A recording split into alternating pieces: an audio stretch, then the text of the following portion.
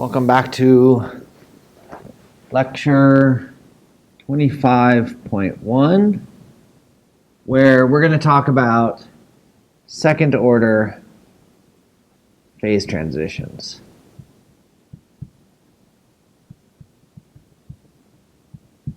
So just a reminder, lecture 25.1, this lecture 25 is our last lecture. We'll have a review for lecture 26. So this is our last lecture with new materials. So we are covering the last thing we're going to cover, which is chapter 9.9 in Fin. Okay. All right. So how are we going to discuss second order phase transitions? What are phase transitions? Well, to start, let's think about what we've been talking about. We've been talking about phase transitions and coexistence between phases. And we said that in equilibrium, two phases, say phase 1 and phase 2, could have are in equilibrium if G1 equals G2.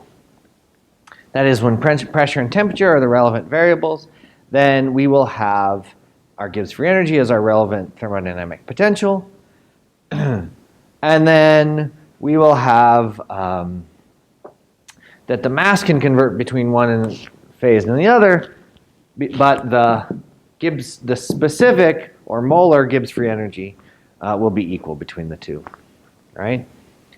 So we talked about what we called first order phase transitions.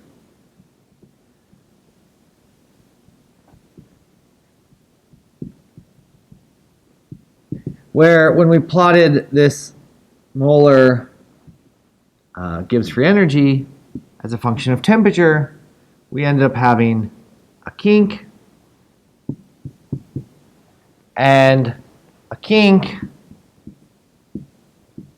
in G versus T led us to having a discontinuity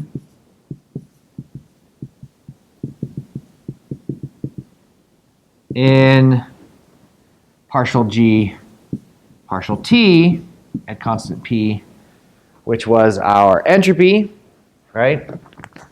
Let's write as little g,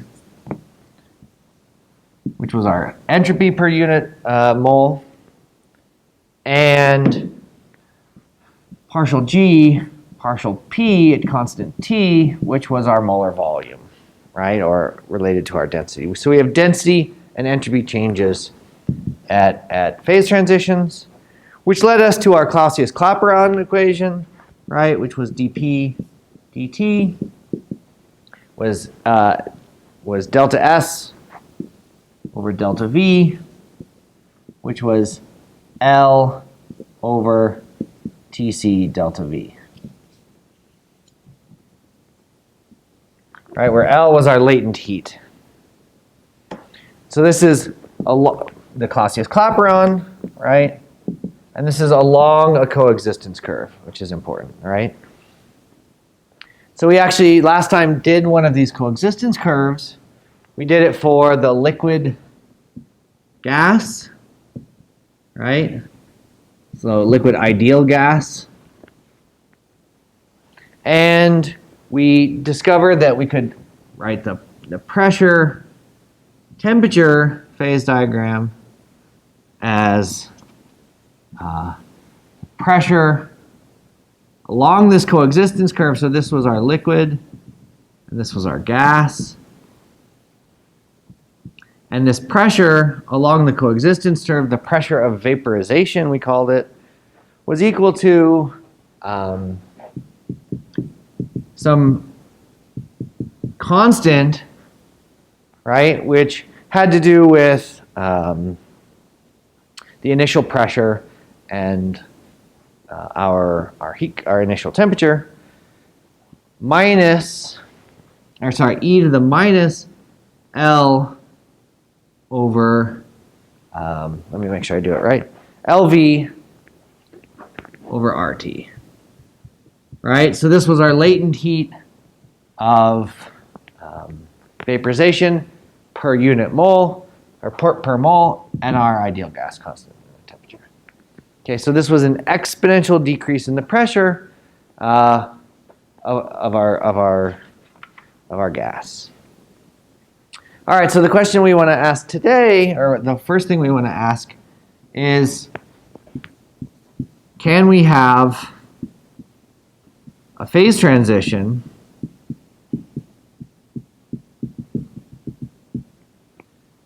without a discontinuity in S and V? And the answer is yes. So it turns out that if G does not have a kink in it, if G is smooth, so if G versus T is smooth, we can still have a phase transition if there's a kink in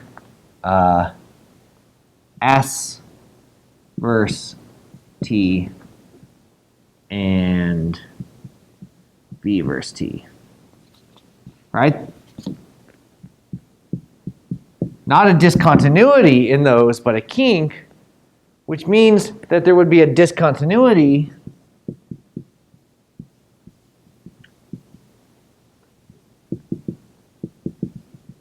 in what? Well, in our next derivatives, right? So we should have a discontinuity in partial S, partial T at constant P, partial S, partial P at constant T, partial V, partial T at constant P, and partial V, partial P at constant T.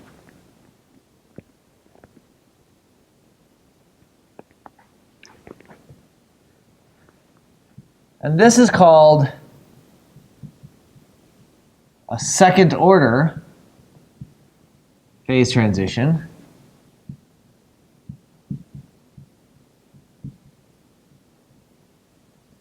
Because these are the second derivatives of our molar Gibbs free energy. Okay. Okay, but what physically are these things? Right? Let's inspect. There are three of them that we can come up with being related to physical objects, right? So physical quantities. So let's start with this one. So we should recognize partial S, partial T at constant P as being similar, right? So we know that TdS was our heat, right? So that would be our change in heat per unit, change in temperature at constant pressure. Oh, what that is that's our C.P. over T, right? So there should be a discontinuity in the heat capacity.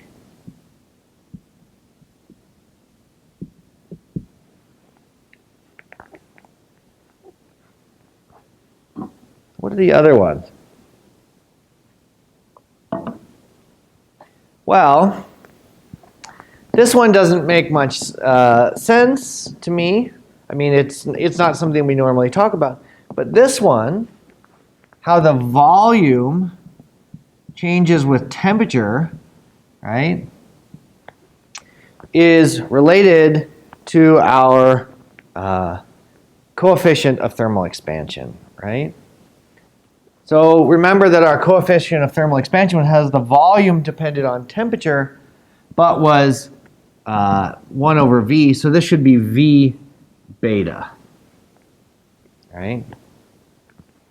So there should be a discontinuity to T in our coefficient of thermal expansion. Beta. And finally, partial V, partial P, and constant T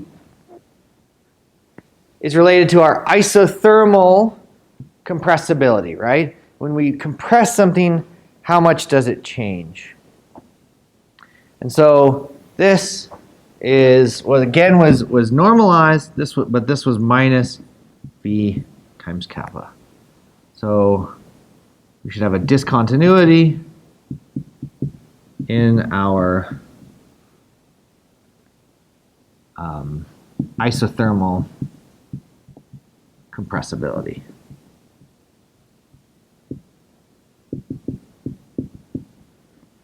It's great.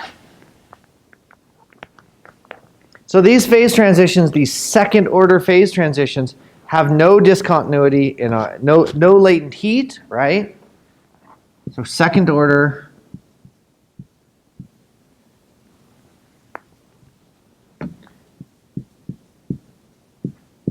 there's no latent heat.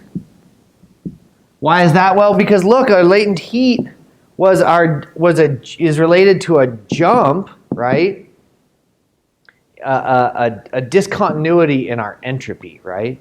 So our entropy was related to that heat that we evolve, and so that there's no latent heat in a second order phase transition. And actually, we no longer define these phase transitions in terms of these second derivatives, but say that first order has a latent heat and second order has no latent heat.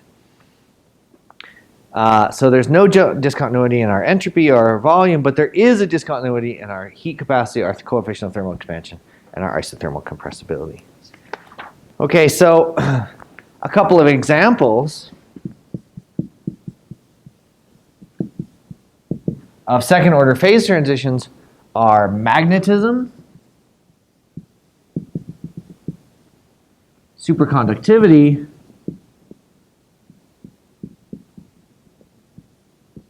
and superfluidity.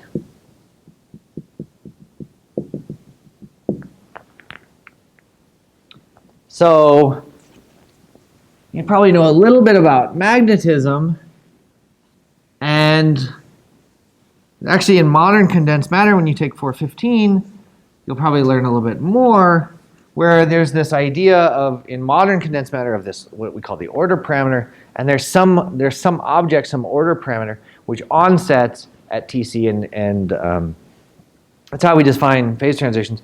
So in magnetism, it's often this magnetic susceptibility. It's 0 above Tc, and it's finite and growing below. Superconductivity and superfluidity, it's often sort of what we call the phase of the wave function. Okay, so let's actually stop there, and I'm going to actually talk a little bit more about actually, let's go on. Let's stop there and talk. We'll talk about superfluidity in the next one.